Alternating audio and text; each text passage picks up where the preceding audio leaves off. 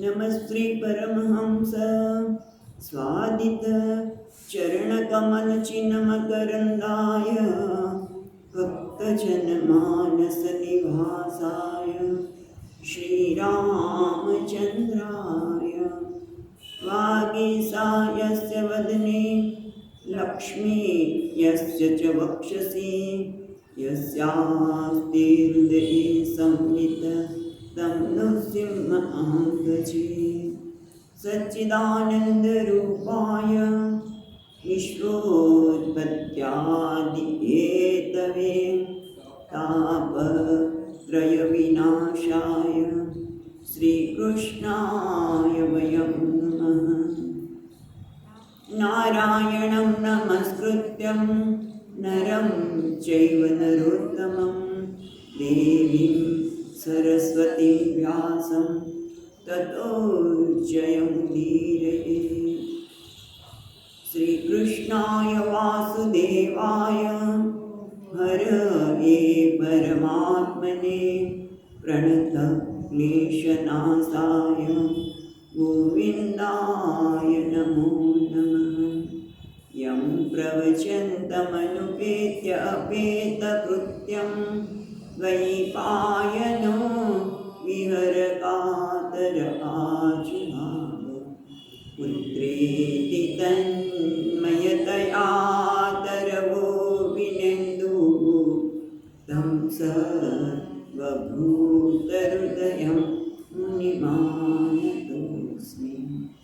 जन्माद्यस्य यतोऽन्वयादितरतः चार्तेष्वभिघ्नस्वराट् तेने ब्रह्महृदाय आदिकवये मुह्यन्ति यः सूरयः तेजो वारिमृदां यथा विनिमयो यत्र त्रिसर्गो मृषा दाम्ना स्वेन सदा निरस्तकुहकं सत्यं परं धीमहि। नमो भगवते तुभ्यं वासुदेवाय धीमहि प्रद्युम्नाय निरुद्धाय नमः संकर्षणाय च।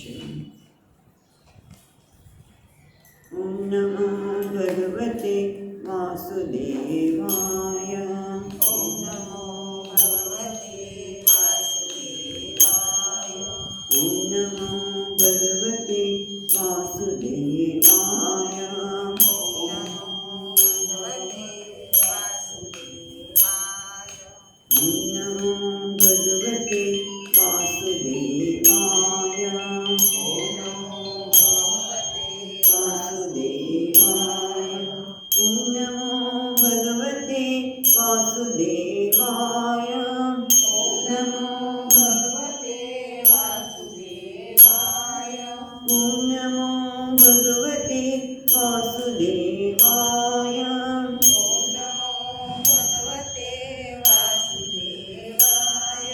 ॐ नमो भगवते वासुदेवाय। ॐ नमो भगवते वासुदेवाय।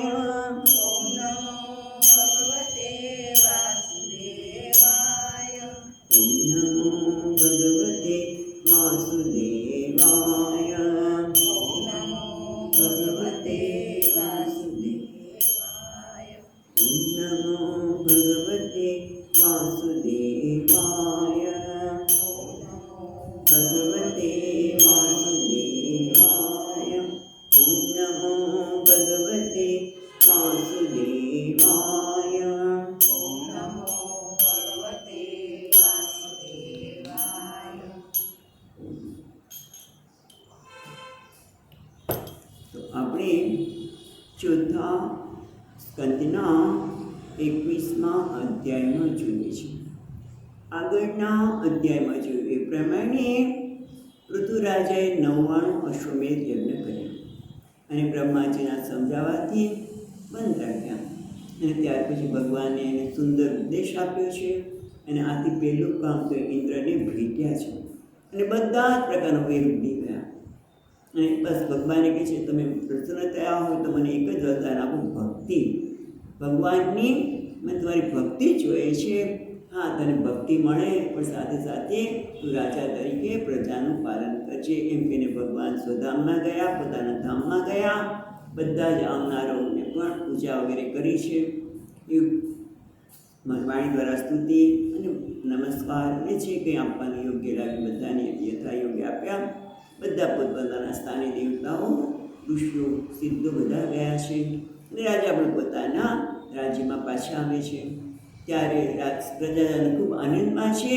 એમનું ખૂબ સુંદર રીતે સ્વાગત કરે છે અને એ પણ એટલા જ પ્રસન્ન થઈને કોઈ પણ સંકોચ વગર, એટલે કે સંકુચિત રાખ્યા વગર જે તે સ્થાનમાં પ્રજાજનોને, નગરજનોને પણ યોગ્ય ઉચિત આદર અને દાન પણ આપે છે.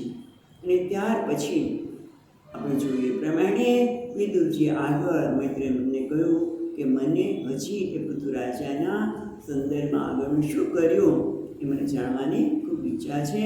કારણ કે ભગવાનના ભક્ત છે. નહીં કોઈ એવું માગે કે મને 1000 કાનો આપો. ભગવાન મારે બીજું કંઈ નથી જોતું, જો આપવું જ હોય તો 1000 કાનો આપો. એટલે આવા મહાન ભક્તને આગળ શું કર્યું એ જાણવાની મારી ઈચ્છા છે. જ્યારે વિદુરજીએ કર્યું ત્યારે એમણે વાત કરી કે એક વખતના વખતે એ પ્રજાનું શાસન તો બહુ સુંદર કરતા હતા. આખા સપ્તદીપા વસુંધરામાં પોતાનું શાસન ચાલતું હતું. પણ એક વખતના વખતે એમણે મહાન સત્રનું આયોજન કર્યું. જેમાં આપણે જોયું એ પ્રમાણે દેવતાઓ, દિવાકસો સ્વર્ગના બધા દેવતા વગેરે, સ્વર્ગમાં જે કંઈ રહેનારાઓ છે બધા જ, અને સાથે સાથે બ્રહ્મર્ષિ અને રાજર્ષિ બધા જ ત્યાં આવ્યા છે. અને એ વખતે એ કેવા દિવ્યમાન લાગતા હતા. અલંકારનો પણ ત્યાગ કર્યો છે. કારણ કે યજ્ઞથી દીક્ષિત થયેલા છે. યજ્ઞનો ત્યાગ, અલંકારનો ત્યાગ કર્યો છે. ફક્ત 2 જ વસ્ત્ર અને મૃગચર્મ ઓઢ્યું છે. છતાં પણ એ જાણે કે તારાઓની મધ્યમાં ચંદ્રમાં શોભે એમ શોભી રહ્યા છે. અને ત્યાર પછી એ પોતે ઊભા થઈને સભાસદોને પ્રાર્થના કરીને પોતે કંઈક કહેવા માગે છે. ખૂબ શાંત ચિત્તે બધાને કંઈક કલ્યાણ થાય, પોતાને ઉપયોગી થાય એ વાત કરવા માટે એ ઊભા થયા છે. પણ એ કોને ઉપયોગી થાય એ પણ બહુ સ્પષ્ટ આપણે ગઈકાલે જોયું. એ પ્રમાણે 21મા શ્લોકમાં કહ્યું, હે સભાસદો, તમારું કલ્યાણ થાઓ. આપ આ યજ્ઞમાં પધાર્યા છો, મને ખૂબ આનંદ છે. તમારું કલ્યાણ થાઓ. પણ એવું કહેવામાં આવે છે કે જ્યારે ધર્મની જિજ્ઞાસા જે લોકો રાખતો હોય એને બધા સજ્જનો સામે પોતાની ધર્મની ચિંતન છે એ રજૂ કરવું જોઈએ. અને એ હેતુથી હું રજૂ કરવા માગું છું. હું ધર્મનું પ્રવચન આપતો નથી. હા, પણ આ દ્વારા હું એક રાજા હોવાથી મારી પ્રજાજનને ધર્મનું શિક્ષણ આપવા જરૂર માગીશ. અને એટલા માટે 22મા શ્લોકમાં કહીશ. આપણે 22મો શ્લોક વાંચીએ. અહમ દંડધરો રાજા પ્રજાનામિહ યોજિતઃ રક્ષિતા વૃત્તિદસ્યેષુ સેતુસ્તુ સ્થાપિતા પૃથક. હું કોણ છું? ઇહ યોજિતઃ રાજા, પ્રજાનામ રાજા. હું પ્રજાનો રાજા છું. એમને રાજા બની ગયા છે? તો કે ના, મુનિભિ સ્થાપિત. યોજિત એટલે મુનિઓ દ્વારા મને રાજા તરીકે નિયુક્ત કરવામાં આવે છે. વેદવાદીઓ દ્વારા મને નિયુક્ત કરવામાં આવે છે. અને એટલા માટે હું કોણ છું? રાજા છું. એ રાજા કયો છે? દંડધર. હા, જે દુષ્ટ લોકો હોય ને દંડ આપો અને એમને સન્માર્ગે લાવવા માટે પ્રયત્ન કરો. દંડ આપીને, એટલે હું દંડધર તો છું જ, પણ સાથે સાથે જે ધર્મનું પાલન કરે છે. દંડધર ક્યારે છે? દંડ પણ આપે કે જે ધર્મનું પાલન ન કરતા હોય. કોઈની વસ્તુ ન લેવાય, કોઈની વસ્તુ ચોરી ન લેવાય, કોઈને હત્યા ન કરાય, મરાય નહીં. પણ એવું બધું કરે છે એ ધર્મનું પાલન કરતા નથી. માટે એને ધર્મનું પાલન કરવા માટે દંડ આપું છું. પણ જે ધર્મનું પાલન કરે છે એનું રક્ષિતા, એનું રક્ષણ કરું છું. એટલું જ નહીં, વૃત્તિદહ, એમની આજીવિકા ચાલે એના માટે વ્યવસ્થા પણ કરું છું. હા, સ્વેસુ વૃત્તિદહ, પણ એટલું જ નહીં, સ્વેસુ સેતુ સ્થાપિત. પૃથક, પૃથક એટલે જુદા હતા લોકોનું. સેતુ એટલે આપણે સેતુ એટલે બંધ. આપણે બાંધી શેના માટે? મર્યાદા માટે, કે જેથી પાણી વહી ન જાય. બરાબર? બંધ કેમ બાંધો છો? એટલા માટે.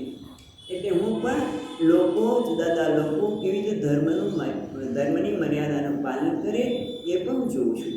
જુદી જુદીની સ્થાપના કરું છું, જેથી લોકો ધર્મની મર્યાદાનું પાલન કરે. આ મર્યાદાઓ જુદી જુદી સ્થાપના પણ હું છું રાજા તરીકે. હવે આગળ કહે છે 23મા શ્લોકમાં, જે આગળ છે ને 23મા શ્લોકમાં, ને પછી પણ કહે છે કે આગળ કહેવામાં આવ્યું છે ભગવાન દ્વારા એ વસ્તુ અહીંયા કહે છે. તસ્ય મે તદનિષ્ઠાનાત આનાહુર્બ્રહ્મવાદિનઃ લોકાસ્યુ કામસંદોહા યસ્ય તુષ્યતિ દિષ્ટદુઃખ. તસ્ય મે તદ અનુષ્ઠાનાત યાન આહુ બ્રહ્મવાદિનઃ. એને કહે છે તસ્ય મે તદ અનુષ્ઠાનાત. આથી તદ અનુષ્ઠાનાત એટલે શું? ધર્મનું અનુષ્ઠાન, ધર્મનું પાલન કરનાર. જે રાજા ધર્મનું પાલન કરે છે એટલે તદ અનુષ્ઠાનાત, ધર્મનું પ્રવર્તન કરનાર, યોગ્ય રીતે પાલન કરનાર મને પણ આહુ બ્રહ્મવાદિનઃ, જે બ્રહ્મવાદી છે એ જે શું કહે છે? લોકાહ સ્યુ કામ સંદોહા. લોકાહ કામ સંદોહા અને કામાનામ સમ્યક દોહા પરિપૂર્ણ કરનાર. એટલે એની બ્રહ્મવાદી લોકો જે રાજા ધર્મનું પાલન કરે છે એના પ્રાપ્તિના ફળરૂપ શું છે? કે એને લોકાના કામ સંદોહ, એ લોકોમાં કામનાની સારી રીતે પૂર્તિ કરી થાય એવા લોકને એ પ્રાપ્ત કરે છે. લોક આહાસ્યુ એને મળે, એને પ્રાપ્ત થાય. કામ સંદોહા એટલે કામનાની પૂર્તિ થાય. સંદોહા એટલે પરિપૂર્ણ. શું?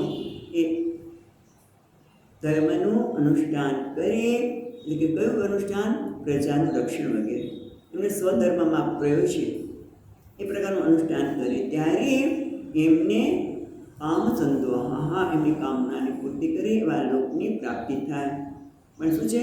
યસ્ય તુષ્ટતિ દિષ્ટ દુઃખ, જેના ઉપર ભગવાન, બરાબર, દિષ્ટ દુઃખ એટલે સાક્ષી, એ સાક્ષી એવા ભગવાન જેના પર પ્રસન્ન થાય એને પોતાના સ્વધર્મ અનુષ્ઠાન જેને પાલન કર્યું છે એવા રાજાને એની કામનાની પૂર્તિ થાય એવા લોકની પ્રાપ્તિ થાય. માટે મેં શીખવું એટલે મને પણ એ મળે. બરાબર? કારણ કે જો હું પ્રજાનું મને મળે એવું કહેવાની પાછળ એમનો હેતુ જ એ છે કે જે રાજા પ્રજાનું, આગળ આપણે શું જોયું હતું કે પ્રજાનું યોગ્ય રીતે પાલન કરે તો પ્રજાના પુણ્યનો 6ઠ્ઠો ભાગ એને મળે છે, એવું આગળ કહ્યું હતું. એને અહીંયા જુદી રીતે કહે છે કે રાજા પોતે કહે છે કે તસ્ય મેં તદ અનુષ્ઠાનાત જીવવું, એ મને પ્રાપ્ત થાઉં છું. કામ સંદોહા લોકાહ, કામનાની પૂર્તિ કરે એવા લોકો. પણ ક્યારે? આ કોણ કહે છે? તો બ્રહ્મવાદીના આહુ. યાન, જેને બ્રહ્મવાદી કહ્યું છે. પણ ક્યારે બ્રહ્મવાદી કહે છે? કે જેના લીધે ભગવાન પુષ્ટ થાય. ભગવાન જે સર્વના સાક્ષી ઈશ્વર જ્યારે પ્રસન્ન થાય ત્યારે એને આ લોકની પ્રાપ્તિ થાય છે. પણ પ્રસન્ન ક્યારે થાય? કે જ્યારે ધર્મનું પાલન થાય ત્યારે. એટલે બ્રહ્મવાદી કહે છે કે જ્યારે ભગવાન ઈશ્વર પ્રસન્ન થાય છે ત્યારે કે ભગવાન પોતાના ધર્મનું પાલન કરે ત્યારે એને કામના, જે તે કામનાને પૂર્તિ કરનારા લોકની પ્રાપ્તિ થાય છે. તો મને પણ થાય, મને પણ થવી જોઈએ. નહીંતર અન્યથા તદ અનિષ્ટમ સ્યાત. જો એ પાલન ન કરે તો એનું શું થાય? એ પાછા 24મા શ્લોકમાં રાજા પોતે જ કહે છે. યદુદ્ધરેત્તરં રાજા પ્રજા ધર્મેષુ શિક્ષયન પ્રજાનાં શલ્મં ભુંક્તે વક્રં ચ સ્વજહાતિ સહ. ય ઉદ્ધરેત કરમ, રાજા પ્રજા ધર્મેષુ અશિક્ષયન. ચાલો, અશિક્ષયન એટલે પહેલાં તો રાજા પ્રજા ધર્મેશુ અશિક્ષયમ. રાજા પ્રજાને ધર્મનું શિક્ષણ આપતો નથી. તમે જો એટલા માટે કહેતા કહી છે ત્યારે રામાયણથી યાદ આવ્યા. રામાયણમાં પણ તમે ઉત્તરકાંડમાં છો તો ભગવાન રામજી પણ પ્રજાને બોલાવીને ધર્મનું શિક્ષણ આપે છે. તમે આ રીતે જીવન જીવો હે ને. એટલે રાજા જો ધર્મનું શિક્ષણ ન આપે તો જો રાજા પ્રજાને ધર્મનું શિક્ષણ ન આપે અને ખાલી ઉદ્ધરેત કરમ ફક્ત કરને ઉઘરાવે તો શું થાય? પ્રજાનામ સલમમ ભૂમતે. સલમમ એટલે પાપમ. એ પ્રજાના પાપને ભોગવે છે. અને એટલું જ નહીં, ભગમ ચ સ્વમ જહાતી. પોતાનું જે ઐશ્વર્ય છે ને એ પણ એ ગુમાવે છે. ઐશ્વર્યને પણ ગુમાવે છે. એટલે એ સ્વધર્મનું પાલન જો કરતો હોત તો મને આ મળે. ઓકે, એવું કહેવા માંગે છે. એટલું જ નહીં, 3 શ્લોકમાં બધી વાત કરે છે. 25મા શ્લોકમાં આગળ કહે છે તત્ર જા ભર્તુ પિંડાર્થમ સ્વાર્થમ એવાનસૂયવઃ વૃતા દોક્ષ જદિહિ તર્હિ મે અનુગ્રહ કૃતઃ. આ બે વાત કહીને પ્રજાને કંઈક કહેવા માંગે છે. એટલે કે છે તત્ર જા ભર્તુ પિંડાર્થમ. તસ્માત આથી એ પ્રજાજનો આના કારણે જો ધર્મનું પાલન કરીએ તો એને ભગવાન અધોક્ષ પ્રસન્ન થાય અને એનું કલ્યાણ થાય રાજાનું. અને એને ધર્મને કામ સંદોહા પ્રાપ્ત કરે. એટલા માટે કે છે પ્રજાજનો ભર્તુ એટલે સ્વામી એટલે રાજા. પિંડાર્થમ એટલે પિંડના માટે. એટલે સામાન્ય રીતે કુટુંબના સભ્યો માટે પણ પિંડદાન કરવામાં આવે. પિંડાર્થમ એટલે પિંડદાન. શેના માટે? કે પરલોકમાં એનું હિત થાય. બરાબર? એટલે પિંડદાન આપણે કરતા હોય છે ને, ગૃહસ્થ લોકો પિંડદાન કરે જેથી એનું પરલોકમાં કલ્યાણ થાય. એ રીતે મારું પિંડદાન કરવા માટે ભરતું પિંડાર્થમ સ્વામીનું રાજાનો પરલોકમાં હિત સાધવા માટે. પિંડાર્થનો અર્થ શું છે? પરલોકમાં હિત સાધવા માટે શું કરું? સ્વાર્થમ એવ અનસૂયવઃ કુરુત બીજી રીતે વાંચવાનું માટે આ બધા અનસૂયવઃ એટલે એકબીજામાં ઈર્ષા ના કરતા, એકબીજામાં સ્પર્ધા ન કરતા. એકબીજામાં કોણ? પ્રજાજનને કહે છે તમે બધા કેવા બની જાઓ? અનસૂયવઃ. તમે અનસૂય બનીને એકબીજામાં ઈર્ષા ન કરતા. સ્વાર્થમ એવ કુરુતઃ. સ્વાર્થ એટલે સ્વ અર્થમ, તમારા ધર્મનું તમે પાલન કરો. તમને જે કંઈ કર્મ પરમાત્માએ આપ્યું છે, જે પ્રકારની વૃત્તિએ તમારા માટે નક્કી કરી છે એ તમે જ કરો. પણ એકબીજામાં સ્પર્ધા કરતા નહીં, ઈર્ષા કરતા નહીં. કેટલી મોટી વાત કરી છે. ભગવાને વર્ણાશ્રમની વ્યવસ્થા સ્થાપિત કરી. ભગવાન ચોથા અધ્યાયમાં ગીતામાં કહે છે. પણ એની પાછળ એક જ છે કે કોઈ સ્પર્ધા ન કરે, ઈર્ષા ન કરે. જે તમને કર્મ આપવામાં આવ્યું છે તો એટલું સુંદર તે કરો. એટલે કહે છે સ્વાર્થમ એવ સ્વધર્મનું તમે આચરણ કરો. એનાથી શું થશે? અધોક્ષ કૃત, પછી અધોક્ષ ધીય. અને એ પણ કેવી રીતે કરો? ભગવાન પ્રસન્ન થાય. અધોક્ષ ધીય એટલે ભગવાન અધોક્ષમાં બુદ્ધિ કરીને એમ ભગવાન પ્રસન્ન થાય. અમે કોઈના સ્પર્ધા ન કરીએ, ઈર્ષા ન કરીએ, એવી રીતે તમે કરો. વાસુદેવાર્પણ દ્રષ્ટિથી તો શું થશે? તર્હિ મેં અનુગ્રહ કૃત. તો ખરેખર તેનાથી તમે મારા પર અનુગ્રહ કરશો. એટલે મારા ઉપર તમે અનુગ્રહ કરશો, અનુગ્રહ કરેલો ગણાશે. તમે હું તમારું એટલું કરું છું તો પ્રજાએ પણ મારા માટે એટલું કરવું જોઈએ કે તમે પણ ઈશ્વરને ધ્યાનમાં રાખીને, બુદ્ધિમાં રાખીને તમારા સ્વધર્મનું પાલન કરો. પણ અનસૂય બનીને ઈર્ષા કરતા કર્યા વગર તો મારું કલ્યાણ થશે. એટલે ભર્તું પિંડાર્થમ સ્વામીનો બીજા લોકમાં કલ્યાણ કરવા માટે તમે મારા માટે પ્રજાજનો આટલું કર્મ કરો. ટૂંકમાં એમ કહીને શું કહેવા માગે? તો ધર્મનું પાલન કરો. ધર્મનું એ શિક્ષણ આપી રહ્યા છે. પછી 26મા શ્લોકમાં કહે છે यूयं तदनुमोदत्वं पितृदेवर्षयो मलाः कर्तुं शास्तु प्रनुज्ञाहुतुः तुल्यं यत्प्रेत्य तत्फलम् માટે કહે છે યુયમ તમે બધા તદ અનુમોદત્વમ તમે પણ એનું અનુમોદન કરો. કોણ?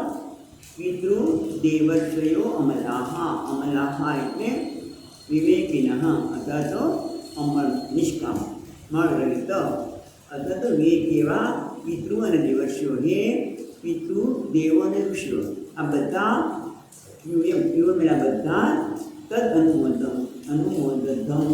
આ બધા જ એનું અનુમોદન કરો એટલે એને અનુમોદન આપો. કયું? ધર્માચરણ કરવાનું. કરતું એટલે તમે બધા હું જ્યાં વાત કરી ધર્મનું આચરણ કરવાનું કેમ કામ કરે છે? ધર્મના આચરણ કરવાનું જે કાર્ય છે એ જે કયું છે એ તમે બધા અનુમોદન આપો. શું કામ અનુમોદન આપે? તો કે અનુમોદન આપવાથી તમને પણ કંઈક પ્રાપ્ત થશે. કોને? દેવર્ષિ પિતૃ વગેરે કહે છે એવું જ્યાં કહેલું છે તમે સત્ય છે એવું કહો. તમે સભાસદમાં સત્ય છે એવું કહો. જેમ આપણે પૂજા કરતા હોય ને અને તમને યાદ હતું ઋષિકેશમાં પણ સાંજે પૂજા થતી હોય પછી બધા એમ તથા શું કે પ્રયત્ન આપણે જ્યારે કે રાજા સ્વસ્તિમાં ના એ રાજાધિરાજની વાત નથી કરતા ને એ તો એ આરતી માટે કરતી રાજાધિરાજા પણ જ્યારે શાસ્ત્રી વાચન થાય બધાનું કલ્યાણ થાય રાજા ધર્મના માર્ગે ચાલે તો તથાસ્તુ એવું કહે છે. આપણે યાદ આવે છે તથાસ્તુ રાત્રે સાંજની પૂજામાં એટલે કે એમ તો અહીંયા પણ આપણે કહેતા હોઈએ કે તમે જ્યારે પંડિતજી છે એ કંઈ કહેતા હોય બધાનું કલ્યાણ થાય હા તથાસ્તુ બધા ધર્મના માર્ગે ચાલો તથાસ્તુ. અહીંયા પણ એ કરવાથી શું થાય? ઘણી વખત તમને કહું કે તું બોલો તથાસ્તુ પણ એ ખ્યાલ નથી માટે હવે આજે નોંધ કરશો કે એ તથાસ્તુ કરવાથી શું થાય? તો કે કર્તુઃ શાસ્તુઃ અનુજ્ઞાતુઃ તુલ્યમ યત પ્રેત્ય તત્ફલમ. કર્તુઃ શાસ્તુઃ જે આ પ્રકારે અનુમોદન આપે. કર્તું એટલે જે અનુમોદન આપનાર છે તે શાસ્તુઃ અનુજ્ઞાતુઃ. શાસ્તુ એટલે જે શાસન કરનાર છે રાજા અથવા તો ઉપદેશ કરનાર છે. બંને અર્થ શાસ્ત્રુના બંને અર્થ થાય છે. ઉપદેશ કરનાર અથવા તો શાસન કરનાર. અનુજ્ઞાતુઃ એટલે અનુમોદન આપનાર. તો એનાથી શું થાય છે? અનુજ્ઞાતુઃ તુલ્યમ યત પ્રેત્ય તત્ફલમ. તો એને પણ એટલું જ ફળ મળે. ક્યારે? પ્રેત્ય જ્યારે આ શરીર છોડે છે ત્યારે પરલોકમાં એને પણ રાજાની જેમ ફળ મળે. જેમ રાજા પ્રજાનું પાલન કરે ધર્મના માર્ગે માળે એ બધું જે વાત કરી ને એટલે કે છે પ્રજા તમે ધર્મનું પાલન કરો જેથી મને પણ તમે મારા અનુગ્રહ કરો કહેવાશે. એમ હવે આ વાત હું કહી રહ્યો છું સત્ય છે કે નહીં?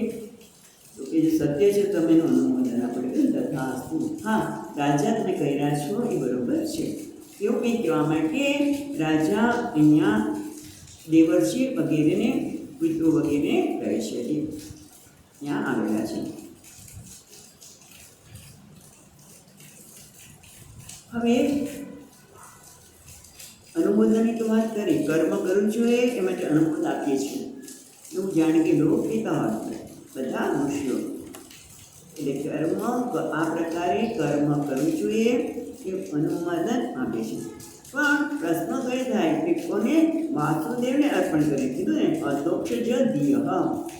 અધોક્ષ વાસુદેવમાં બુદ્ધિ રાખીને વાસુદેવને અર્પણ કરવું જોઈએ. તો એમાં જરા મુશ્કેલી છે. કેમ? કારણ કે આ તો તમે જુઓ બધા શ્લોકો દ્વારા ઈશ્વરનું સ્થાપન કરે છે. કારણ કે ઘણા બધા લોકો એવું માને છે કે કર્મ તમે સારા કર્મ કરો. એના અત્યારે એ છે ઘણા કે તમે સારા કર્મ કરો ભગવાનની શું જરૂર છે?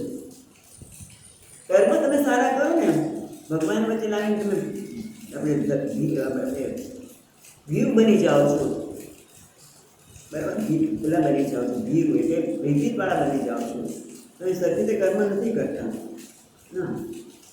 અને શ્રવણ મહર્ષિ તમે યાદ ઉપદેશારામાં પઢી છે કર્તુરા પેલા કર્મ કિમ પરમ કર્મ તજ્જડમ.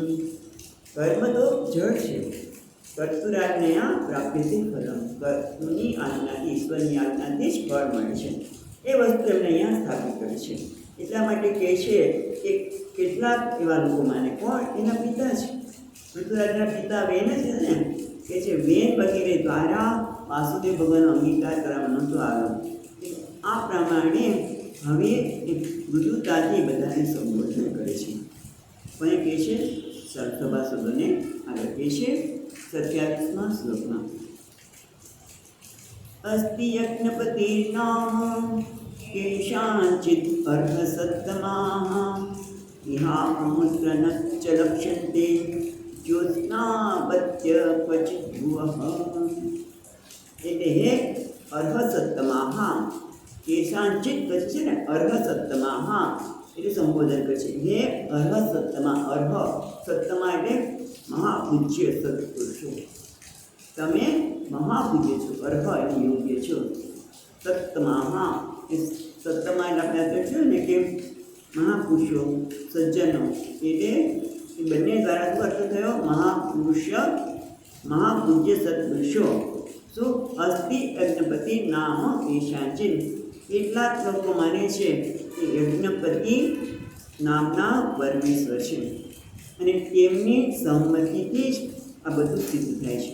પણ કેટલાક શંકા કરે છે કે ઈશ્વર જેવું છે જ નહીં જગતમાં, એટલે એના માટે બીજી રીતિમાં કહે છે કે ઈશ્વર જેવું કંઈક છે ખરું.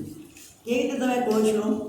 તો એના માટે કહે છે આ તમે જોઈ શકો છો, તમે સ્પષ્ટ રીતે જોઈ શકો છો કે ઈશ્વર જેવું કંઈક છે. શું? ઇહ અમૃત ચ લક્ષ્યન્તે જ્યોત્સ્ના છે, જ્યોત્સ્નાવત્ય ક્વચિત ભુવઃ. તમે આ લોકમાં, ઇહ અમૃત બીજા લોકમાં ક્યાંક જાઓ ત્યારે તમને ક્યાંક લક્ષણ કે ક્યાં જો બધાને કેટલાક એવા લોકો હોય છે, કેવા છે? જ્યોત્સ્નાવત. જ્યોત્સ્ના એટલે ચંદ્રમતો, પ્રકાશમય, તેજોમય, ચંદ્ર પ્રભાશાલિનઃ. એ ચંદ્ર જેવી શીતળ પ્રભા ધરાવનાર, એનું સાનિધ્ય એક તેજોમય, એના મુખ ઉપર કહેવાય ને બ્રહ્મતેજ, જો શબ્દ પણ વાપરીએ છીએ આપણે, એ બહુ સાધના કરી હોય એના બ્રહ્મતેજ જોવા મળે. એવા તેજોમય પત્ય, એવા તેજોમય એટલે કેટલાક લોકો તમને આ લોકમાં અને પરલોકમાં પણ જોવા મળે છે. એનું બતાવે છે કે એ લોકો ઈશ્વરને માને છે.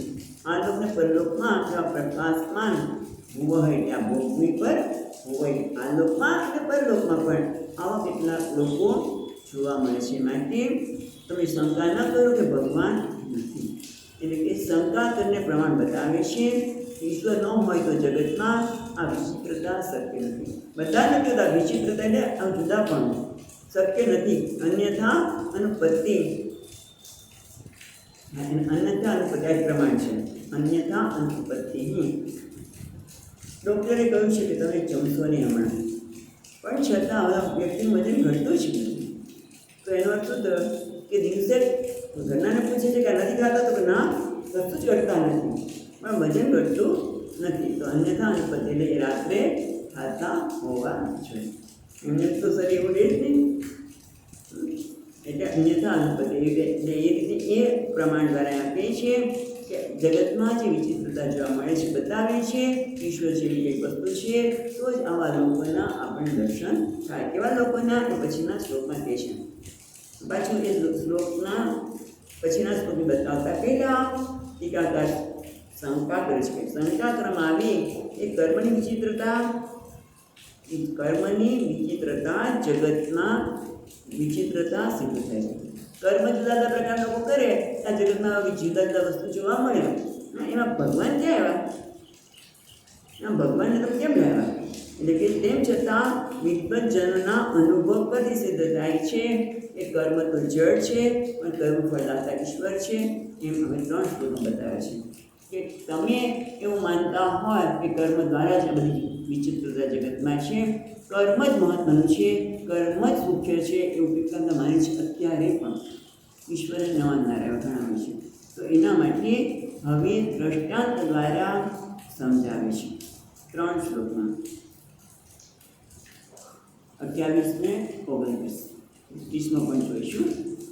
તો કે છે મનોવૃત્તાન પાદસ્ય ધ્રુવસ્યાપી મહીપતે प्रियवतस्य राजर्षेः अंगस्य आत्मपितुः कृष्णः पितुः ईदृशानाम् अन्यथेषाम् अजस्य च भवस्य च प्रह्लादस्य बलिश्चापि कृतम् अस्ति गदाकृता। એ તમે જુઓ તો ખરા કે છે અહીંયા અને પરલોકમાં તેજોમય લોકો એટલે કે સુખ પ્રદાન કરનાર, બીજો અર્થ આવું પણ થાય તેજોમય એટલે કે એકદમ પ્રકાશમાન વ્યક્તિત્વ જે દેખાય છે, અથવા તો બીજો અર્થ સુખ પ્રદાન કરનાર શરીરો જોવા મળે છે. એટલે જે વિચિત્રતા વિવિધતા છે એ શેમાં છે? ફળ આપનાર ઈશ્વરના સ્વીકારપૂર્વક ભગવાન જ ફળ આપે છે. માટે આ કર્મમાં વિચિત્રતા બરાબર છે, કર્મને તે કશું થતું નથી, પણ ઈશ્વર આ પ્રકારના ફળ આપવાથી લોકોમાં વિચિત્રતા જોવા મળે છે. કર્મ તો જળ છે, પછી પાછા હમણાં આવશે કે તો દેવતા તો ફળ આપે કે નહીં? ઈશ્વર શું કામ લાવો છો? જુદા દેવતા છે ને, જેમ ઇન્દ્રની પૂજા કરો અને ભગવાને ગોવર્ધનની પૂજા કરાવી, પોતે ગોવર્ધન રૂપે પ્રગટ થયા. એટલે દેવતાઓ પોતે સ્વતંત્ર નથી, દેવતાઓ પણ અંતર્યામી પરમાત્માને અધીન છે. એટલે દેવતાઓ પણ ન આપી શકે, કર્મ પણ ન આપી શકે. બતાવવા માટે કે છે જુઓ, મનુ ઉત્તાન પાદ હશે, મનુ પછી ઉત્તાન પાદ એમના પુત્ર, પછી મહિપતિ ધ્રુવસ્ય આપી મહિપતિ એમને જ્ઞાન હતું. રાજર્ષિ પ્રિયવ્રતસ્ય રાજર્ષિ અને રાજશ્રી પ્રિયવ્રત અને અંગ અસ્ય અસ્માત પિતુઃ અંગ તો અમારા પિતાના પણ પિતામહ હતા, બરાબર ને? અંગમાંથી બેન અને બેનમાંથી પિતૃ થયા, એટલે કે છે અંગ જે અમારા પિતામહ છે એમ. અને એટલું જ નહીં, ઈદૃશામ અન્યેષામ આવા કેટલા ઘણા બધા, એટલું જ નહીં, અજસ્ય એટલે બ્રહ્માજી, ભવસ્ય શિવજી, પ્રહલાદ, બલિ, આ બધા કેવા છે? કૃતમ અસ્તિ ગદાવૃતઃ. આ બધા શ્રી હરિના નિરંતર એની સાથે જોડાયેલા હતા, નિરંતર સાક્ષાત એમના ચરણની સેવા કરતા હતા. બીજું કોઈ પ્રયોજન જ નહોતું. પ્રહલાદજીનું તો આપણે જીવન ખબર જ છે કે ગમે તે કોઈના પિતાએ કહ્યું, કોઈ ઈશ્વરની સેવા માટે તૈયાર નહોતા. બીજા બધા જ પરમાત્મામાં નિરંતર જોડાયેલા છે, અને એટલા માટે કોણ આપે છે ફળ? ઈશ્વર આપે છે. અને શિવ મહિમાનો શ્લોક યાદ આવે છે ભાઈ? શિવ મહિમાનો ક્રતુ સુપ્તે જાગ્રત તમસી. એ ભગવાન કર્મ તો સૂઈ જાય છે, પણ જો તમે ન હોય તો આ કર્મનું ફળ કોણ આપે? અને તમે જ કર્મ ફળનો દાતા છો. કર્મ તો સૂઈ જાય છે, અત્યારે કર્મ કર્યું અને ફળ તો પછી મળે છે. તરત બધા કર્મના ફળ મળતા નથી. તો ક્રતુ સુપ્તે, ક્રતુ એટલે કર્મ તો સૂઈ જાય છે, ફળ આપનાર તમે છે. ટૂંકમાં આ બધા દ્વારા પ્રજાજનોમાંથી કોઈક એવું હોય કે જે ઈશ્વરને ન માનતો હોય, તો એના માટે પણ આ ચર્ચા થાય છે. આગળ કે છે પછીના 30મા શ્લોકમાં, દોહિત્રાદીન તે મૃત્યો શોચાન ધર્મ વિમોહિતાન સ્વર્ગાપવર્ગાણામ પ્રાણિનેત્યાત્મહેતુના. એટલે કે છે દૌહિત્રદીન અંતે, એ દૌહિત્ર વગેરે એના સિવાય, એટલે કોણ? મૃત્યુના દૌહિત્ર, મૃત્યુની પુત્રી, બરાબર, અને એનો પુત્ર એટલે બેન, બરાબર, મૃત્યુની પુત્રીના પુત્ર, બેન વગેરે આદિ નામ શોચ્યાન ધર્મ વિરોધના. એ બધા કેવા છે? શોચ્યાન, ખરેખર શોકને યોગ્ય છે. કારણ કે કેવા હતા? ધર્મ વિમોહિતાન, એ ધર્મથી ભ્રાંત હતા, એટલે ભ્રાંત પુરુષો હતા. એટલે ખરેખર તો શોકને યોગ્ય જ હતા અને શોકને પામ્યા.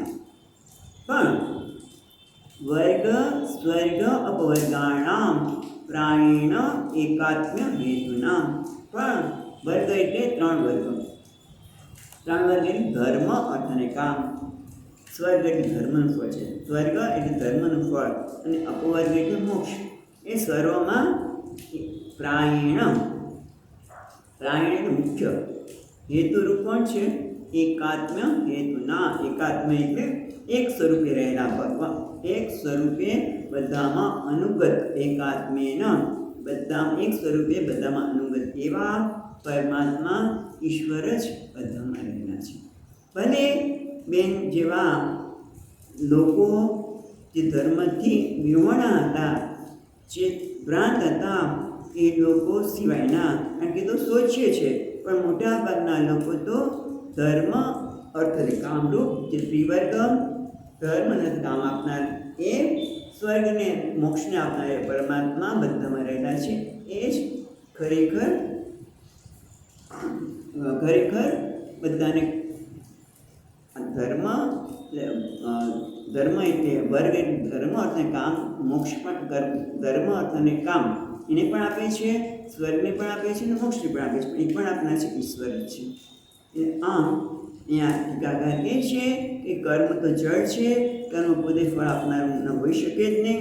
ઈશ્વર સિવાય બીજા કોઈ દેવતાઓ પણ ફળ આપવા માટે સ્વતંત્ર નથી, કારણ કે ભગવાન એક જ અંતર્યામી છે. કેવી રીતે કહો છો ભાઈ ભગવાન એક અંતર્યામી છે? તમારી પાસે કોઈ સબૂત છે, કંઈ છે તમારી પાસે કહેવા માટે? તરત જ કે ને તમે કોઈ ઈશ્વર અંતર્યામી છે, દેવતાઓ પણ કર્મનું ફળ આપવા માટે સમર્થ નથી, અને કર્મ તો જળ છે. ચાલો કર્મ જળ છે અમારી નિયમ, પણ દેવતા તો આપે કે નહીં? એના માટે તમે કેમ કહો છો કે અંતર્યામી જ આપે? એના માટે તમારી પાસે કોઈ સબૂત છે, એટલે પ્રમાણ છે? તો કે હા, શાસ્ત્ર. કોણ છે? શાસ્ત્ર. એના માટે શાસ્ત્ર સુંદર આપે છે, યાદ કરાવે છે, આપણે બધાને ખબર છે પણ યાદ અપાવે છે ટીકાકાર કે એક જ સરખું કર્મ કરતા હોય, પણ તમે જો એક સરખા કર્મ કરતા હોવા છતાં પણ ફળ વધતું ઓછું મળે છે કે નહીં? એક જ પ્રકારનું કર્મ બંને જણ કરે છે, પણ એકના કર્મને ફળ વધારે મળે, બીજાને કર્મનું ફળ ઓછું મળે, વધતું ઓછું મળે છે કે નહીં?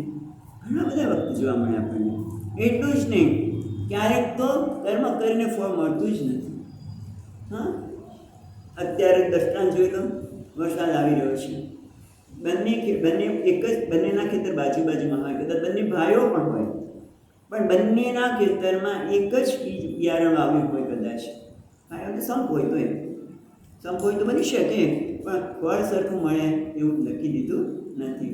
અને કેટલાક વાવે તોય નવું કે ફળ મળતું નથી. એટલે કે આથી સ્વતંત્રપણે ફળ આપનાર, ફળ ના આપનાર અને વિવિધ ફળ આપનાર તો કોઈ સમત પરમેશ્વર જ હોવો જોઈએ. એના માટે પ્રમાણ શું છે? તો કે બૃહદારણ્ય ઉપનિષદ શું કહે છે?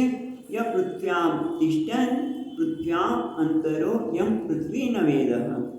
એટલે કે જે પૃથ્વીમાં રહેનાર છે, પૃથ્વીની અંદર છે, પૃથ્વીને આધાર આપનાર કોણ છે?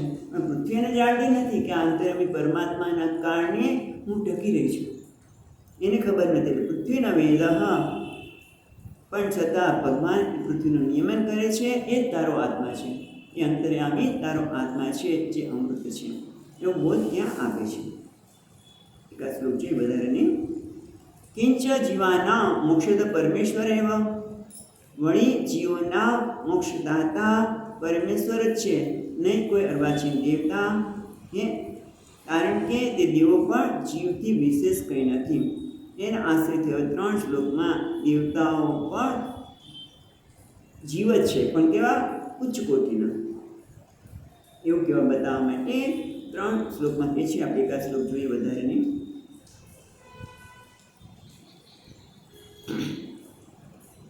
યત્પાદ સેવા વિરુચિસ્તપસ્વિના અશેષ જન્મોપચિતમલં ધિયઃ સદ્યક્ષણોતિ અનુભવેતિ સ્વતી યથા પદાંગુષ્ઠ વિનિસૃતા સરિત. એટલે કે છે યત્પાદ સેવાભિ રુચિ તપસ્વિના અશેષ જન્મોપચિત મૂલમ ધિયઃ સદ્યક્ષણોતિ. પણ એના પહેલાં સદ્યક્ષણોતિ શું છે? અનુભવ મેધતી સતી. પહેલાં કહે છે યત્પાદ સેવિતા, જેના ચરણ કમળની સેવાની રુચિ એટલે અભિલાષા. જેના ચરણકમળની રુચિની અભિલાષા. એવા કોણ છે? તપસ્વી. તપસ્વી કોને કહેવાય પછી જોઈએ, પણ શું કહે છે? ત્રીજી લીટીમાં અનભ મેધતી સતી, જે ભગવાનના ચરણકમળની સેવાની અભિલાષા કરનાર છે. એના શું થાય છે? અનભ મેધતી સતી, એટલે એનામાં શું થાય છે? સત્વગુણનો અન્વ એટલે પ્રતિદિન, દરરોજ મેધતી એટલે વધતી, એનામાં સત્વગુણનો વધારો થાય છે. કોનામાં? તપસ્વી. તપસ્વી કોણ છે? તો કે છે તપસ્વી સંસાર તપ્તાનામ અશેષ જન્મભિ, જે તપસ્વી એટલે સંસારથી જે તપ્ત થયેલા છે. પણ ભગવાન આશ્રય છે કે સંસારના તાપમાંથી મુક્ત થવું હોય એવા ભગવાન આશ્રમની સેવા કરે છે. એનામાં સત્વગુણનો વધારો થવાને લીધે સદ્ય ક્ષણોથી અશેષ જન્મ ઉપચિત મલમ. જો સદ્ય ક્ષણોથી એ ત્રીજી લીટીમાં છે, પછી અશેષ જન્મ ઉપચિતમ મૂલમ એ બીજી લીટીમાં છે. ધ્યેય છે, ધ્યેય અન્વમેદતી, ધ્યેય સાથે અન્વમેદ, એની જેની બુદ્ધિ હંમેશા સાત્વિક બનતી જાય છે. અને એના કારણે એ તપસ્વીના શું છે? અશેષ જન્મ ઉપજે, અનેક જન્મના ઉપાર્જન કરેલા કેવા મલમ ધુનોતી, એના મનને ભગવાનના ચરણની સેવા કરવાના કારણે એના બધા પાપ ધોવાઈ જાય છે. કેવી રીતે? યથા પદાંગુષ્ટ વિનિશુદ્ધા સરિતઃ, જે ભગવાનના ચરણ કમળમાંથી નીકળેલા ગંગાજીની જેમ ચરણ કમળની જેની સેવા કરે છે એના બધા જ પાપ કર્મો છે એ તત્કાળ નષ્ટ થાય છે. બુદ્ધિના મનોમળ તત્કાળ નષ્ટ થાય છે. એટલે ટૂંકમાં કહેવા શું માગે છે? અભિપ્રાય શું છે? કે પ્રતિદિન વધતી જતી સાત્વિક અભિલાષા એના કારણે એને ભગવાનમાં જેમ ભગવાનની સેવા કરે એમ ભગવાનની સેવા કરવાની ખૂબ અભિલાષા વધતી જાય. એના કારણે એ સંસારના મળથી તપ્ત છે, સંસારના તાપથી તપ્ત છે, એ પોતાના જ કર્મો, અનેક જન્મના કર્મો સહજતાથી ધોવાઈ જાય છે. અને એનાથી શું થાય? પ્રસન્નતા પ્રાપ્ત થાય, મોક્ષ પ્રાપ્ત થાય. એ બધી વાત પછી કહેશે, પણ આપણે પછી જોઈશું. યાદ સચ્ચિદાનંદ રૂપાય વિશ્વોત્પત્યાદિ હેતવે તાપત્રય વિનાશાય શ્રી કૃષ્ણાય વયં નમઃ. યં પ્રવચन्तમનુપેત્ય અપેતકૃત્યં દ્વૈપાયનો વિહરતાતર આચુહાવ પુત્રેતિ તન્મયતયા તરવો વિનેન્દુઃ तं सर्वभूतहृदयं निमानतोऽस्मि. ॐ शान्ति शान्ति शान्ति. हरिः ॐ. श्री गुरुभ्यो नमः. हरिः